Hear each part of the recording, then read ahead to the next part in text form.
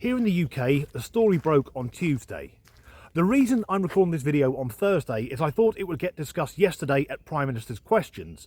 However, both the Prime Minister and Kemi Badenoch, the leader of the opposition, were keen to kick it under the carpet, which is understandable because it concerns both the current Labour government and the previous Conservative government. And the story centres around the war in Afghanistan. I'm sure everyone old enough to remember will recall just how terrifying the weeks and months following 9/11 were. No one knew what was going to happen. My assumption was that the USA's response would be pick a country and bomb it. I wasn't expecting to see troops on the ground. And hindsight is a wonderful thing. I think a better response would have been for George W. Bush to call Vladimir Putin, because back then the USA and Russia got on much better, and say, "Hi Vlad, you remember that country that even the might of the Soviet Union couldn't defeat? Yes, Afghanistan.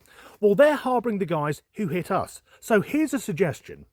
Why don't we team up and nuke the shit out of them and see how quickly all the other countries in the region fall into line?" But instead, the war on the ground dragged on for 20 years, with American, British, German and other soldiers trying to keep order in a lawless country. And when they pulled out, in my opinion, it was an absolute disaster. Not least because it's well known that when the Americans leave a conflict, they often leave a lot of their equipment. This time they left virtually everything, including very expensive vehicles. So at the start of the war, the Taliban were riding around on horseback or in the back of wanked out white Toyota pickup trucks. At the end of the conflict, they found they'd been gifted a fully functioning fleet of Black Hawk helicopters. But what of the Afghans that assisted the Allied troops? Between 1,200 and 1,500 Afghans assisted the British Armed Forces, working as translators or as Afghan Special Forces. So when the Taliban retook control of the country, it was discussed in the British Parliament to offer these people asylum. Now, it could be argued that they weren't fighting for the British Army, they were fighting to get their own country back from the Taliban. And if I had been in charge, the way that asylum would have worked would have been this: you worked for us as an interpreter, okay, we'll give asylum to you and your wife. You've got 3 wives, best pick your favourite. But what happened was 19,000 Afghans applied saying that they had worked for the British Armed Forces. So it's fair to assume many of them were just chancing their arm. But then something happened that caused the British government to panic. One man, working for the Ministry of Defence, accidentally sent an email to which was attached all 19,000 names and phone numbers. The MOD didn't know that they had done this until the following year, which then was 2023, when part of the list got leaked on Facebook. There was a threat that the entire list would be given to the Taliban. Who the fuck has got the Taliban's email address? So the British government, in secret, decided they would start exporting people from Afghanistan. All the people on that list and more. Now, given that in the UK, immigration, in particular immigration from totally alien cultures, has been a big deal for years, the government realised that could cause problems. So they did it in secret, then took out a fucking super injunction, meaning it's illegal for any news organisation to report on it. And this is where it gets really sneaky.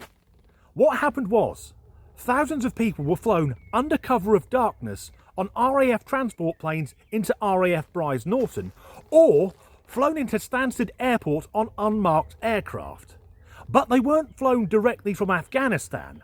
These people were flown from Afghanistan to Pakistan and from Pakistan to London, so that anyone at the airport would look up at the arrivals and it wouldn't say shitloads of unvetted, undocumented people coming from a former war zone. No, they're coming from Pakistan, which is a normal flight. So on Tuesday, the super injunction was dropped. And the weird thing is, super injunctions are normally only for very rich men who don't want the press to find out that they've been putting their dicks in women other than their wives, because then they'll get divorced and lose half of their money. This super injunction was put in place to make sure that the fucking plebs didn't know what was going on. So far, the numbers are vague, but it's widely agreed that around 18,000 people have come here. So there were between 1,200 and 1,500 Afghans assisting the British Armed Forces. Somehow we've got 18,000. I know they have big families, but... And it's set to rise. It could be 25,000, although today there's now a rumour that over 100,000 people could be brought here. And how hard would it be to vet who were the genuine claimants? Because the main job was working as an interpreter. So if these people get to England and the head of the household can't speak fucking English, that's a pretty big red flag. And now, 2 days in, Keir Starmer's mates, the human rights lawyers, have weighed in saying they're going to sue the British government on behalf of some of the people who've come here. Let's break that down. These are people who were living in Afghanistan, the third poorest country in the world, run by the Taliban, a genocidal despotic regime. And instead, they've been given a flight for them and their entire family to the UK, where they've been given housing. They have all their bills paid for, they're given food, clothing, their children are educated, they get free fucking healthcare and a Netflix subscription, and somehow they're worse off. The cost to the British taxpayer?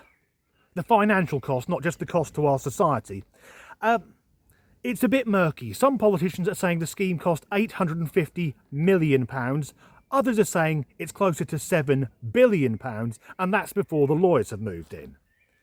And that says a lot about our current government, because there wasn't enough in the kitty, £1.5 billion, to give the pensioners their winter fuel allowance. There was enough money to, in secret, move 18,000 people from Afghanistan, a country which we were in armed conflict with until 4 years ago, and relocate them in the UK, where the taxpayer would pay for every one of their expenses. And another fun statistic. Now that we have information breaking down the nationality of foreign criminals, the nationality, or the men of the nationality, most likely to carry out horrendous attacks against women and girls, yep, they're Afghans. Now, understandably, the mood among the British people in relation to this story isn't good. Like I said, immigration is a large concern for many, many people in the UK, and I think that is completely legitimate. People who come from a culture which in no way relates to our own and make no attempt to integrate, that's a threat to our way of life. And sorry if I sound a bit right-wing. Actually, I'm not sorry. These days, being called right-wing is nearly a badge of fucking honour. And if you've bought a house in the UK and the local authority gets a compulsory purchase order on a house next to yours, and suddenly it becomes a house of multiple occupancy, full of young Afghan men, your house is worth fuck all. And both the previous government and this one were worried that this news may cause civil unrest. Like that's all we do in the UK. Oh, there's nothing on telly tonight, shall we go out for a quick riot? Keeping the secret is what causes the fucking issue. And for the people that do settle here, what transferable skills do they have? Because, like I said, Afghanistan is a very, very poor country. In the UK, we don't have a shortage of goat herders, poppy farmers, or people building roadside IEDs. So to Rishi Sunak, Keir Starmer, and every other politician that knew about that super injunction, fuck you, you bastards. You have got no chance of ever getting elected again. And doing it on the grounds that people were in danger. The Taliban have admitted they've had that list since 2022. Of course they aren't hunting people down. They're too busy learning to fly their new helicopters. Anyway, that's the end of another very shouty video. I will try and get back to doing comedy very soon. But that's the end of this video. If you enjoyed it, please do like and subscribe if you haven't already.